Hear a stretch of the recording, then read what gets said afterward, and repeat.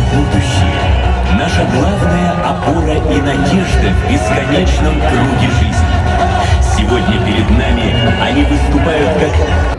Ведь вы представляете разные страны со своими культурными традициями.